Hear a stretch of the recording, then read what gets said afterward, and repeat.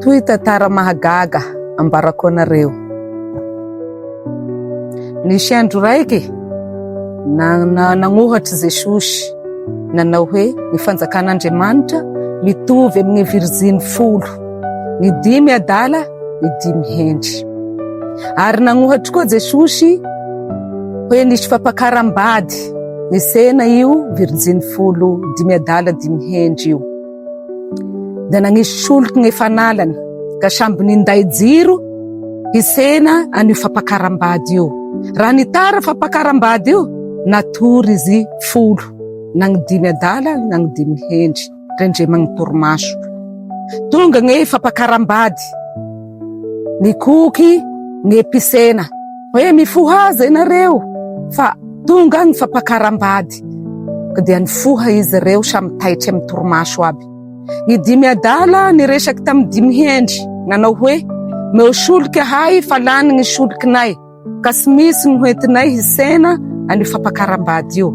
Fa ny 5 hendry niteny tamy 5 adala nanao hoe sy misy soliko mena ianareo fa sy ampy ho anareo sy ho anay ny solikinay fa ndao mividy ianareo milomay mividy.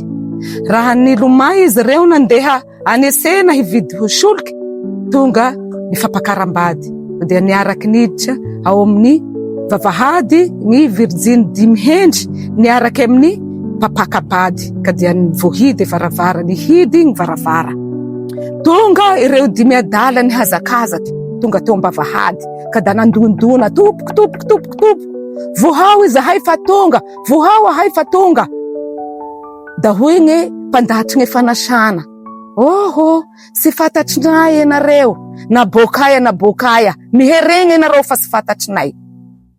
Io ny fiainasika amin'ny fanjakan'Andriamanitra, ny firesasika amin'ny Jesosy. Raha sisy finoana isika, sisy fakatoavasika ny Jesosy, io ny zavatry manjoasika raha fa tonga gn'andro farany. Ataon'i Jesosy an'izao sika hoe sy fatako ny ianareo nabokaia. Mibebaha sika rehavana, mibebaha sika fa satria i Jesosy Zagnahary raiky avao ny tompony fiainasika. Mibebaha sika hagnoriky ny Jesosy fa soa ny magnoriky ny Jesosy mba hiaraky amin'ny Jesosy ao amin'ny fanjakan'Andriamanitra sika. Sisy fahoriana ao, sisy fizaliana ao. Fiadana sy misy tahaka zany.